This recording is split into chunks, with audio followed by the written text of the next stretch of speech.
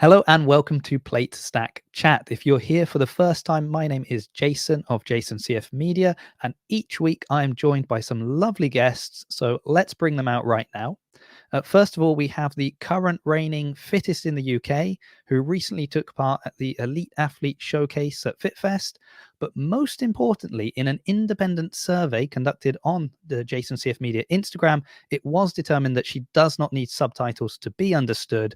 We will see if that is true today. Welcome to the wonderful Jennifer Muir. Hello, how are you? See, I understood that perfectly well, and I'm very fine. Thank you, Jennifer. And joining Jennifer and myself is a CrossFit Games athlete who made her second appearance in 2023, climbing 6 places on the leaderboard from her rookie year. She lives in Norway, but represents Turkey. A warm welcome to Seher Kaya. Hello, guys.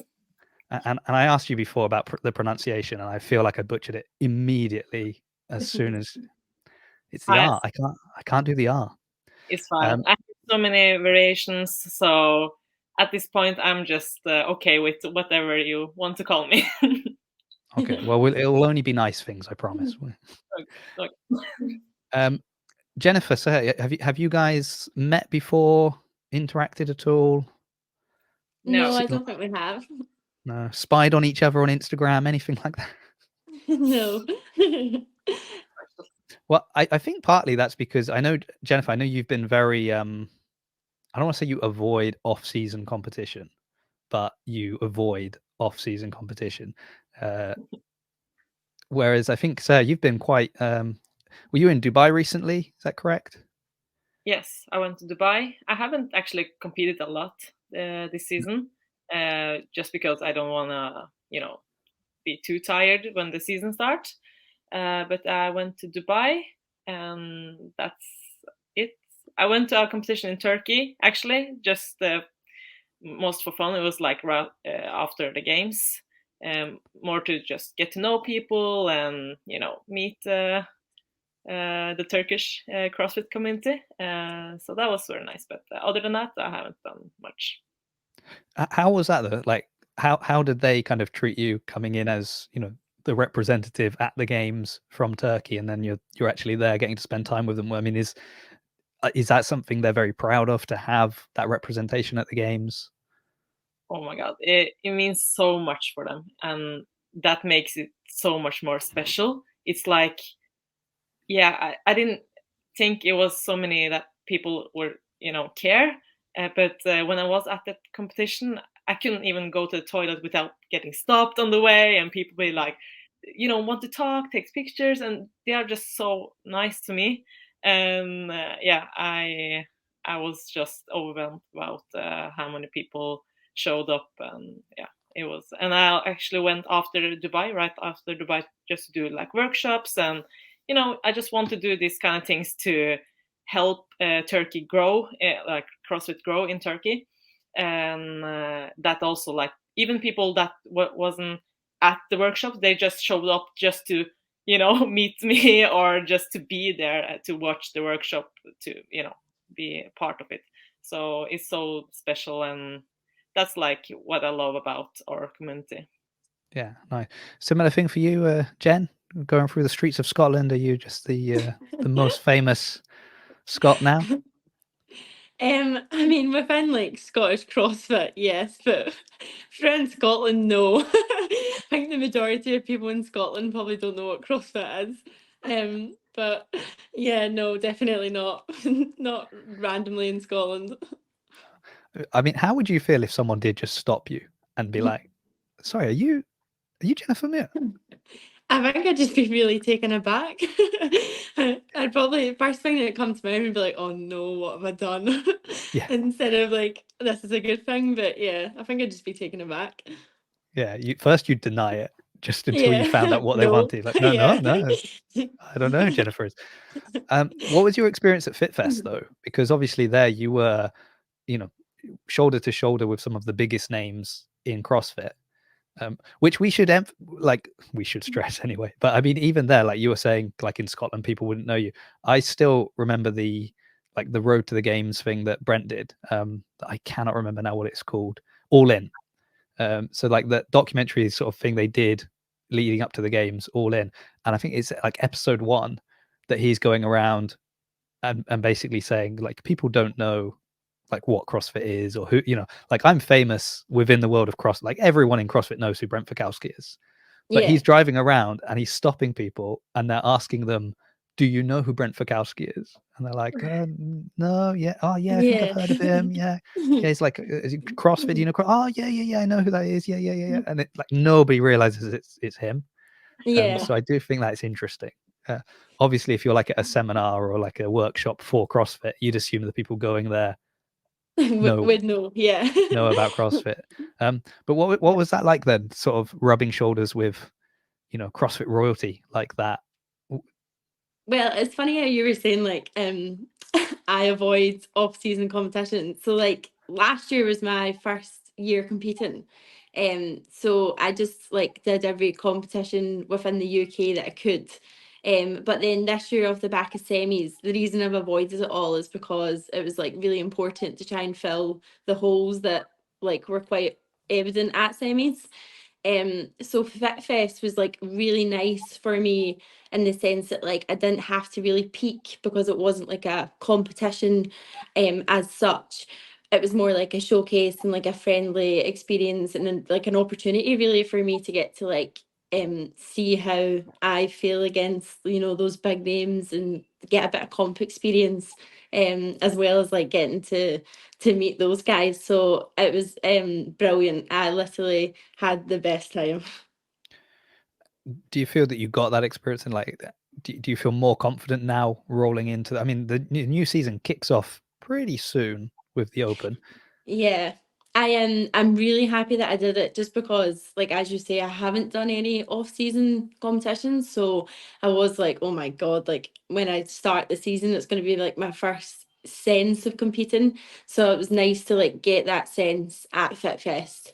Whilst as well as it still being like part of a team environment, there was like individual segments that you had to do for the team, so you did get like that individual sense of competing. So yeah, it definitely helped. Speaking of teams, so you've done team as well, right? Did you do a semi-final with a team No, as I never done well? team. You never done The team? first I've come with team is like the quarterfinals because Oh, I okay. was on the roster for one of the Oslo teams, Right. and one of the girls they injured themselves, Okay. so I had to jump in for that one. But I never done team actually. But it looks so fun. Like I'm definitely doing team after I'm finished with the individual. I'm like an individual athlete, but I did like play humble for like before CrossFit. All right. And I just miss like that, having my girls, at the coming to training and meet my team or my teammates. So yeah, I got like a little bit of that feeling when I was at the quarterfinals, and it was so fun, and we were like joking around, and so yeah, I will definitely do team more. Do you think you'd rather do so? Like, obviously, once you commit to go team for the games, that's like a big, it's quite a big commitment, and it pretty much, it kind of puts you out of the individual discussion at that point. But like we've seen, so we're recording this before Wodapalooza. Obviously, this will be released, and everyone will have forgotten what Wodapalooza is because it's probably a few weeks Yeah. gone. But one of the big draws of Wodapalooza are the 3-person teams, and it's that kind of opportunity for people that don't usually go team to be on a team. Do you think you'd be more interested in doing that kind of thing, or do you think no, I'm individual as long as I'm individual, and then when I go team, that's going to be like an actual we're going team and we've got this goal of kind of making it to the games on a team? I think just like if I'm going to do a competition, I'm doing it for be a better individual athlete. Right. I'm not saying like a team competition wouldn't help that process, but I don't know if I don't, as I like I don't do many competitions. I choose like wisely, and yeah. But I've thought about like doing Miami and going team and like talk to Matilda and like if we would go team together, but it never happened. So I yeah. I think that's a very interesting answer, though, because I think you're both quite, you've got goals as individuals, and so you're sort of, you know that you've kind of got a finite number of competitions you can do in the off season, and also you've got a reason for doing them. And so if your reason is, well, I want to get more experience on the field, I want to, improve so that when I'm, if I make it to the games again and I'm at the games, I'm setting myself up to have a better shot than in previous years. And if I know I can only go to, I don't know, 3 competitions, and one of them I'm on a team and I'm only doing, and I'm more focused on trying to do things synchro than I am on seeing how fast I can do this. I think that's quite an interesting. I've not heard that kind of put across for why someone would make the decision. I think most, and I think it's probably because mostly we speak, we speak to, I don't, but we hear from, your Vellners or someone who's like got all that individual experience at the games already and can afford to go to a competition and have fun and just say, oh, I'm just here to be on a team and have fun. And but you seem a bit more calculated with your decisions. Yeah, I mean, like, I haven't done this for a long time, and I think Dubai was the first time where I felt I had like the capacity to endure throughout the competition. But before that, I almost could, like, I got tired after like day one because I don't have like so much competitions in my that I have done. So I just try to choose them wisely. As you said, like, we know how much CrossFit costs. Like, each competition is so mentally, and I think people don't realize it's so much different to compete with a team than individual, like mentally. So we need to practice that. That's the only way we can be good at it. So that's like some of the reason why I haven't chosen to do these team competitions. If there was like an exhibition, so like Jennifer was at FitFest, and it was a team competition, but the way it worked with these kind of draft picks, so you just had the it's like school PE, right? You were picking just, they're on my team, they're on my team, they're on my team. So none of them had really trained together, had done any stuff. So there wasn't that pressure. Because I think that's another interesting thing that you're saying is, like, if I'm going to a competition on a team, it's not just, okay, that's one competition, that's one weekend that I need to be in like team mode and practice being on it, but it's like, oh no, leading up to that competition we need to train together and practice together and get good at doing things as a team. And that's time you could be training individual weaknesses that you want to work on for the games. But if there was like the opportunity just to go, and it was kind of how would you describe FitFest, Jennifer? Like, not low pressure, but it was sort of, it wasn't designed to be. I mean, you were in Dubai the same week that she was in Birmingham, and Dubai, looks like it will break you. Whereas FitFest, the whole point was like, don't break the elite athletes. Like, please leave them in one piece so they can go back and do their training. Do you think something like that would be a good opportunity, just to, again, get a bit more exposure, just to have the opportunity to kind of see some fans, things like that? Yeah, like 100%. It seems like I'm gonna be honest, I didn't get so much from see from the FitFest because of the reason I was in Dubai. But as I saw on social media, it seems like a good time. It seems like so many people like come to watch it, and I will consider it if I got the opportunity. Because like, one thing is that we are gonna be better at competing, but we also need to use this time to bring in sponsors, get to know more people. This is also a part of our sport and what we do. So yeah, I would think that's the good sides about this kind of event. Yeah. Any thoughts on that, Jen? How did it sort of affect you, I guess, in that regards? Did you pick up some more followers? Did you kind of feel like you got your name out there a bit more because you were competing on a stage like that? I think like because obviously it was like quite close to home, like being in like Birmingham, it's not too far away. So like I feel like most people there are like because the SID competition was also going on at the same time, I felt like I had all my friends there, which was great. Because like most of my friends were competing. But I think like for me getting to know like the other like teammates, the other friends that like you'll hopefully have built like friendships with now that you'll see at competition in the future. So like Emma was our team captain, and like she's not like far off in ages with like me and Lucy, who's the other girl in our team. So like it was nice, like the three of us kind of got like built like a friendship over the weekend, and then like you can kind of like look out for one another. Hopefully we'll be at like the same competitions in the future. So I think like that was really important. And then like even the guys in our team, like I literally had the nicest team. I think like my whole team will look out for one another at competitions in the future, you know. So it was like good to get to know like different athletes from like out with the UK. So just I in was case, like, sorry, go ahead. No, I just wonder, did you like learn anything from your team, or did you pick up something like interesting that you, because you're like so close to them throughout the weekend? I wonder if that you like, it can be like the smallest thing, or just, yeah, I'm just curious. So it's funny you've asked that actually, because on the Friday night we were like split up into different categories of like workshops. So like somebody did like a handstand workshop, somebody did like an erg workshop, and each workshop had a coach apart from the erg workshop. So Brent had to lead the erg workshop, and I was standing there like supposedly having to be one of the people leading the erg workshop, like not feeling like I was leading the erg workshop at all. I was just totally listening to what Brent had to say. And he was going on about like different displays on the monitor, and I was like, wow, I didn't know that. So I definitely learned. It was really good. That's funny. So just in case Seher doesn't know, who were the other men on your team? So it was Enrico Zanoni, Nick Matthews, and Brent Fikowski, and then Emma Lawson and Lucy McGonigal were the girls.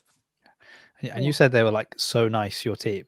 So oh, honestly, so lovely. Yeah, the nicest people. So people kept telling me. So I managed to get quite a few interviews with the majority of the athletes that were there, and other people that were just working at the event, the volunteers, and they were saying to me, "Oh, you need to speak to Nick Matthew. You need to speak." And I go, "He's the nicest guy. He's the nicest guy. You've got to speak to Nick Matthew. You've got to speak to." And I was like, "Yeah, I'm going to speak to." Oh, you've got to. He's the nicest guy. So I went up to speak to him, and then people kept bringing kids to take pictures with him, and so I was like, well, I'll let the kids go first. And so he's taking all these pictures with the kids, and like even there, he's taking pictures with the kids, and then he's like talking to the kids, and he's crouched down, and he's kind of really friendly with the kids. And so I finally get him, and I'm like, right, let's have this interview. And the question I asked him is, why are you the nicest guy? Because everyone has told me I have to speak to you because you're the nicest guy. So why are you the nicest guy? And the answer he gave was really good. He actually had a really good answer as to why he was the nicest guy, which surprised me because I kind of felt like it was a question that doesn't necessarily have an answer. Yeah. Gave me a great question. So I go a great answer. I go home and I'm like sorting all my stuff, and I'm like, oh, here's the interview of Emma Lawson and his BKG and I'm like, here's the Nick Matthew one, and I press play, and the camera like goes up to him, and it gets a split second, and then it just cuts off. And I lost the whole interview. No. And I was like, well, I know he's the nicest guy, and I know why he's the nicest guy, and now nobody knows why he's the nicest guy. But are you hopefully gonna he'll tell come us? on here. Yeah, Oh, you're gonna... Yeah. So actually, his reasoning was about how much it took for him to get where he is now, like because wow. it wasn't easy for him to like get to the games, and the struggles that he had to, and then like how people had helped him, and now he's finally like made it to the games, and he's made it to sort of this level, and he feels like he is compelled to give back and make sure he's helping everyone else to kind of pull other people up and stuff like that, because he knows how hard it was just to be where he was. And he used to look up to these athletes, and now he's one of those athletes, and he wants to kind of it was he said it much better than that, but that was the gist from what I can remember, because I can't watch the video to to double check. Oh, yes. That's so nice. Yeah, he seems like a good guy. Yeah, and I love like athletes that are like that. Like they don't obviously like he's also a big name in our community, but he doesn't like whoever you are, like I'm gonna act nice to you, and even if they know your name or don't know your name, you know, even which level you are on, they will like treat you like same. And I think that's a special thing for people to have, you know. What's been your experience then, like at the games when you're there with? Because I mean, so you've been obviously like 2 years ago was your rookie year, which is always kind of scary. I guess a little bit, yeah. Like these people all know each other, they've seen each other, they've been here maybe multiple years, and now I'm here. I'm one of the new kids, and then you've gone back a second time, which is always, you know, gives a little bit more credibility, I guess, to who you are and your fitness and what you can do. Did you find like any difference in those 2 years with kind of the interactions you had with the other athletes? Like it's different. Like I didn't recognize too much, but of course you get to know a few athletes or like coaches or, you know, even the judges or people working there. But it's different from people to like person to person. Some athletes like to stay very focused and, you know, don't, you know, talk and stuff, and other athletes are like themselves or like to talk and bringing that energy, you know, or using that energy. So I think like each year is, now I have just been 2 years, but it's gonna be scary each year, and it's gonna be you're gonna feel like drained, and so yeah, I feel like this year I handled like the stress maybe a little bit better, or in 2023, and we'll see if I can you know, grow on that on 2024. But Which of the two types of athlete are you? Are you the very focused and doesn't want to talk, or are you the quite kind of I want to chat and distract myself? I think I'm kind of shy actually. I don't want to like disturb people, or you know, I think that's like I picked up from Norwegian culture because we are like, oh, I'm just here. I don't want to disrupt anyone. Like I'm just, but I wish you well. And if you ask me for help, I will help you. You know. So I think that's like Norwegian culture, and which is so weird because Turkish culture is so opposite. They're like, you're like my brother. I'm gonna help you. And we are gonna, like, come here, sit with me. You know. So yeah, but yeah, I think I'm like that. I don't wanna get any like destroy someone's focus or anything. So I'm just in my you know, own world and in my lane, doing my try to do my thing. I guess. Just hoping that someone will come and talk to you. Like if you come and talk to me, I'm gonna talk, but I wouldn't dare. I wouldn't dare interrupt. So now, well, maybe some of the athletes will hear this and they'll be like, okay, we know we've got to. Yeah. Or maybe it'll be Jennifer, because you know she got very close last year to making it to the games. So, I mean, how many spots out were you? So I finished sixth. Actually, I think it was 15th actually in the end. So 4 spots. 4 spots out. Wow. Yeah, and an event win. Two event wins, I want to say. No, one event win, and one then event I was win, third and a another. third. Oh, okay, wow. Which one was it? The first one, the big long endurance one with the sled pills. Okay. So you're like endurance more. Yeah. Did I see recently them talk about that? I'm sure like CrossFit posted up something about that recently, your performance in particular. Because didn't you take the like event record from all the semifinals? Yeah. Oh, I don't know if they posted about it. I didn't see. I feel like I saw your name pop up somewhere. That's just me, Jen, because I know you. If I see someone whispers your name, I'm looking like, out for me. yeah. So something you've also mentioned, and this is weird because it's come up every episode so far. So I just feel like it's going to be a recurring theme, because you said there wasn't much difference in age between you, Emma, and Lucy. Jen, are we allowed to ask how old you are? Me, yeah, I'm 24. 24. Okay. So you don't have to give us your age if you don't want to. You could say older, younger, or you can tell us if you want. Me? Yeah, Oh, I'm 25. 25. Okay. Oh, so you're both very close. You know, it's funny because particularly you've talked about Norwegian culture. You know, I'm very British. I'm a gentleman. Grown up in the well, I was gonna say been in the UK all my life. I spent 10 years in Italy, but grew up in the UK, in England, and you would not dream of asking a woman her age. Like, are you mad? And Oh, then like you start doing CrossFit, and we've got all the age groups and categories, and so like, you're about to age up into the masters category. Which one are you? Oh, I'm the 60 to 65. Oh, okay, that's good. Are you 60 to 65? But are you at the low end or are you the top end? You know, are you one of the young guns in your thing? Or, like we don't care. We just no. it's all data, and so we Yeah. just ask. Um, Yeah. and then I find myself asking these questions, but it's just kind of come up every episode that we've started talking about people's ages. And Yeah. so far, I think out of 8 guests by this point, I've only had one who's been older than me. So, yeah, so that's not nice. But the other thing you did mention that I wanted to talk about, because obviously you're in Norway, and Jen, you're in Scotland, and we talked about like Waterpalooza. What a great fun opportunity. Just, because Waterpalooza, you could have gone and done individual and team, that'd be a fun experience. But so you mentioned the cost of like going to events and things like that. I think the very first time you and I spoke was when I was doing a video about the cost to go to the CrossFit Games. And I kind of got, I think maybe like Jay Crouch, he'd sent me some information, and Colton, a different one. I was just like looking globally at how much it was costing athletes that had to travel to the games, and how much, and also semi-finals, because obviously depending on where you were, depending what semi-final you had to go to, that could have been even more expensive than going to the games for some people.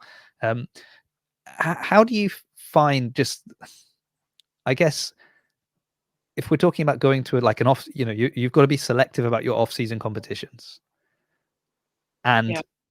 you could go to a competition, I suppose, that's maybe more convenient for you, like geographically, more cost effective, and maybe it's more of a sure thing that you're gonna, if not win, at least be on the podium and get maybe some prize money.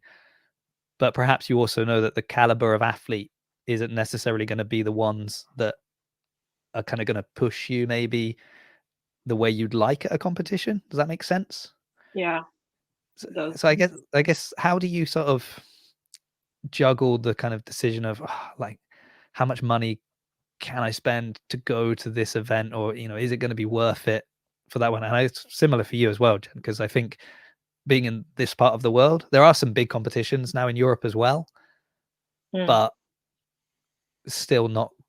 When they were having like the discussion about a triple crown, what would be like the triple crown of CrossFit, they weren't talking about events in Europe at that point, were they? There was, it's Yeah. your Well, this Waterpaloozas, is your Rogues. Yeah, like this is it, because actually when we were at Fit Fest, we had like a Q&A, and one of the questions we were all asked was like, where would you like to see the games?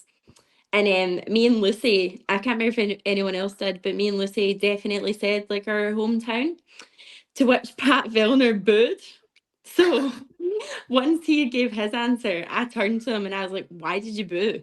And he was like, oh, it's just a bit boring. Like, you can go anywhere in the world, but like, you choose your home.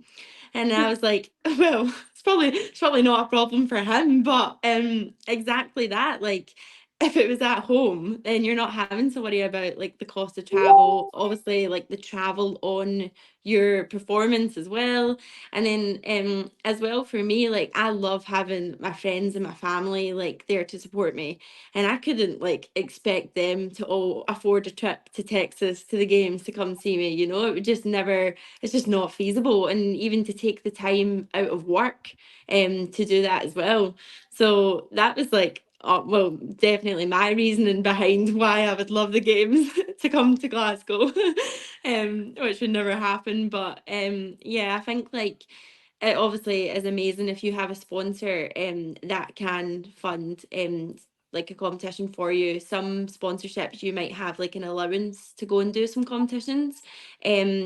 But definitely like out with the UK, there, you know, there's not really any big ones in the UK. So you're having to go to, you know, Europe and like Wadapalooza and then Dubai.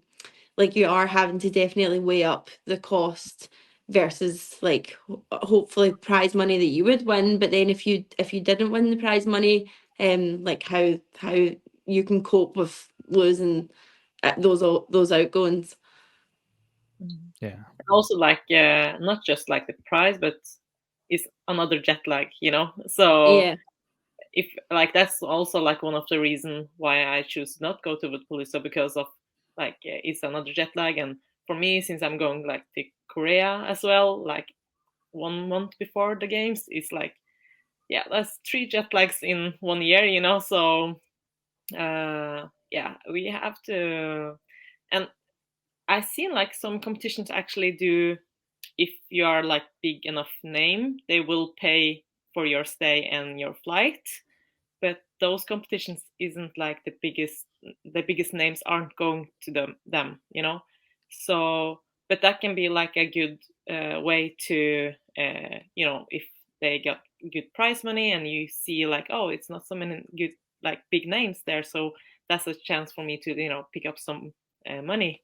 But again, then you have to choose like, okay, do I choose the money or like go to bigger competitions to you know, compete against the best. So yeah, it's like you have to have that dilemma, I guess, every time. Yeah. It's like a lot of kind of balancing of different elements that you're trying to kind of structure into, well, what's going to work best for me. And then you've got people sitting at home that just watching like a live stream who aren't traveling, aren't spending any money, and then they're like, oh, why isn't this one going to the event? Oh, why didn't they go? Where's so and so? And you're like, guys, you know that this is it's very expensive. It's being I think the jet lag discussion is interesting as well, because it's like the cumulative effect of, yeah, it's not just the competition, but that's, you know, I'm going X number of days in advance to allow my body to acclimatize, and then when I come back, it's going to be a number of days before I can kind of get back to training. And so it's not, oh, it's a weekend that I'm you know, a weekend of my training that gets interrupted, but it could be a couple of 2 weeks weeks. by the Yeah. time you had everything together. Which again, maybe some people can, you know, can afford that because of, you know, maybe what they've already achieved, or maybe because they know that, you know, they're not going to have to worry about going to too many of these competitions, so they can do it once because that's the only one they need to do. But if you're having to make that decision multiple times through the year, but especially for you, yeah, as you're saying, like semifinals and then the games, it's 2 big trips in a relatively short space of time. And when you need to be at your absolute peak of fitness as well. It is.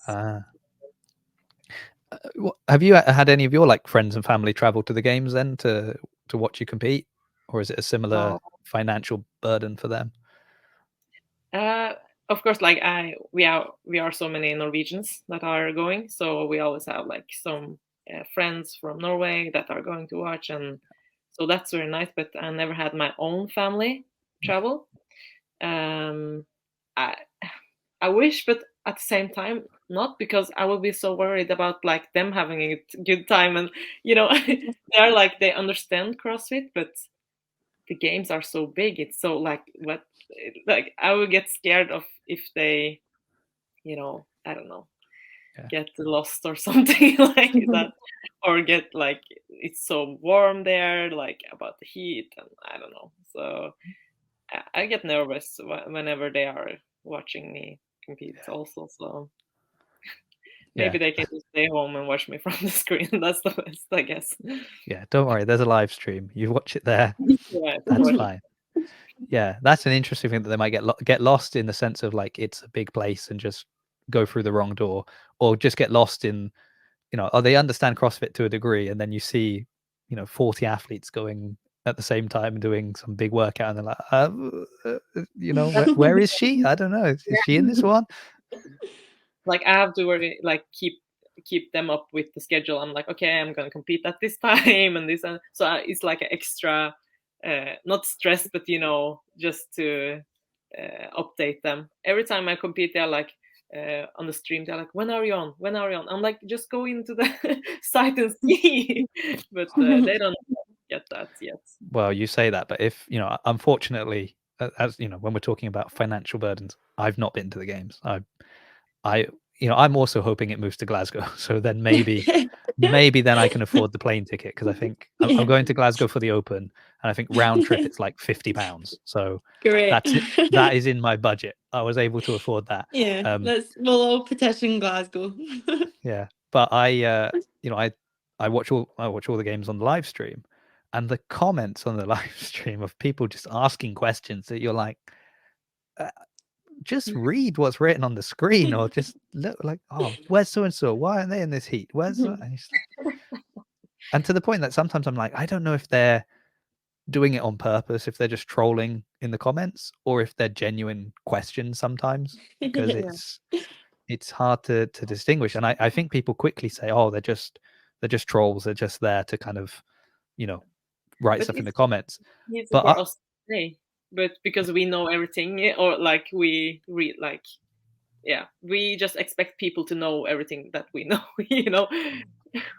That's true, but I've noticed like looking at the comments on Instagram posts, that people just don't absorb the information. Like they'll put up a, so I was, well, as of recording this, it was some weeks ago, but I was on Deaf By with Lauren Khalil and all of that, and one of the questions was about the Legends Championships that didn't pay out a prize purse, but they also didn't announce a prize purse, so it wasn't the same experience that you had, Jen, at Euros, where they announced a big prize purse and then didn't pay. This was they didn't announce anything, but in previous years they had a prize purse, so people just sort of made this assumption. And so and then they had to say, like, money's really tight, we're not sure if we're going to be able to give out prize money this time, and the event's already happened, so people have already come, they've done the event, and now they're saying, oh, we're not sure. So I so one of the question was about whether or not events should be obliged, like, they should announce if they have a prize purse ahead of time. Yes, they should, by the way. If you're curious as my opinion, absolutely they should. You athletes should have all the information before you travel to an event. That's my opinion. But when I was kind of doing a bit of research, I was looking at some of the sort of Instagram posts where they'd reported what had happened, and reading through the comments, the number of people that were complaining because they just read Legends Championships and they made the jump to the 2024 games, because the Legends Championships is the age group, the Masters competition for the games now, right? So only you guys are going elite individual teams at the games, and then the Masters are at the Legends Championship. And there's all these comments about, oh, CrossFit doesn't care about the Masters. They're not going to give them any money this year, and they've just, they sent them off to this competition that's not going to pay them. Like, it's not the same competition. Like, it's the same company, but this is a competition that's already happened in 2023, and you're making this jump to this being a problem for 2024. And people just don't read. They just like look at the picture and read maybe one line, and then which is fine. You don't have to read you don't have to look at everything. You don't have to read everything, but you should if you're then going to comment. Like, that's the problem. You should be sure before you say anything. Yeah. Sure. It's like people that would write on like Facebook posts questions that if they just typed into Google, they'd have got the answer. You're like, why are you making people do this for you? Just look on Google. It's fine. Yeah, it's fun conversations. Yes, they're just bored at home. Now, it has been lovely chatting with you both, but I did promise that I would keep this relatively short. So, and I say that every time, and it's getting slightly longer every time as well. So jump ahead a couple of months, 2-hour-long episodes will be a thing, but for now, we're trying to keep them relatively short. What have you guys got coming up in particular? Anything before the Open, or is it just head down, focus now on the 2024 season? Oh, sorry. Go ahead. I have nothing. I have nothing going on. So yeah, do you have something, Jennifer? The only thing I have is the team of 12 Sid Origins. So I'm doing that with JST, and then just on to the Open. Jennifer, we're going to see each other again. Oh, great! Will you be there? Yeah, that's 5 minutes from my house. That's Great. no, that's not. It's a bit longer. It's 10 minutes from my house. Sorry. Oh, okay. My gym, the CrossFit Bath is 5 minutes from my house. The university is maybe Nice. 10, 15 minutes. Yes, I plan to be there both days. Maybe have something planned to do there. So we'll see if that happens. Excellent. But I will definitely be coming up to harass you, probably with a camera, maybe. Oh, Excellent. nice. Okay, look forward to that then. So you said you're just Yeah. head down. Just open and then just prep for the quarterfinals and semis. Yeah, because now CrossFit is growing in Turkey. You've made people care about it a lot more. That means more competition for you. So yeah, you're your own worst enemy. Yeah, I was speaking to Enrico Zinone at FitFest, and I was saying to him, like, because I lived in Italy and I kind of observed this thing that Italians love anything they're good at. So as soon as they have an athlete that's doing well in a sport, they love that sport. Like, that's the best sport. And I was there in kind of the Valentino Rossi age, and everybody loved MotoGP, and it was the best sport on the planet because Valentino Rossi. And I was asking him, how's CrossFit growing in Italy now? Because you've got like Elisa Fuliano, there's all these kind of people coming up. And he's like, yeah, it's getting really big. People are loving it. But it was sort of this idea of, but hopefully, like, they don't get too good too soon, because we'd still like to keep going. So, which, fair enough. Makes sense. I haven't thought about that, I haven't been like, so maybe I should be careful every time I go to Turkey. I'm like, okay, which girls are here? Yeah. Like, how good are you? It's the person that's like asking you just how to do like a double under. You're like, yeah, oh, come with me, I'll teach you, no problem. And she's like, oh, she's so kind. And then it's the people that you see that are like linking together multiple double crossovers, and they're asking you for tips on something, and you're like, so I'm really busy actually. I'm like, oh, she wasn't very friendly. If people want to follow the many adventures that you two are going on, where is the best place they can find you? I'm assuming it's probably Instagram. Even. Jennifer, what's your Instagram handle for anyone looking for you? Mine's just Jennifer Muir 99. Nice and simple. 99. Yeah. 99. And for you, Seher? Mine is Seher Kaya with 2 A's. 2 A's, just to trip people up. But as always, I'll put links to what you guys are doing in the show notes or the description if you're watching on YouTube. Thank you very much for spending a little bit of time with me just to chat around the plate stack. Thank you everyone for listening, and we'll be back again next week with some more guests. Thanks so much. Thank you.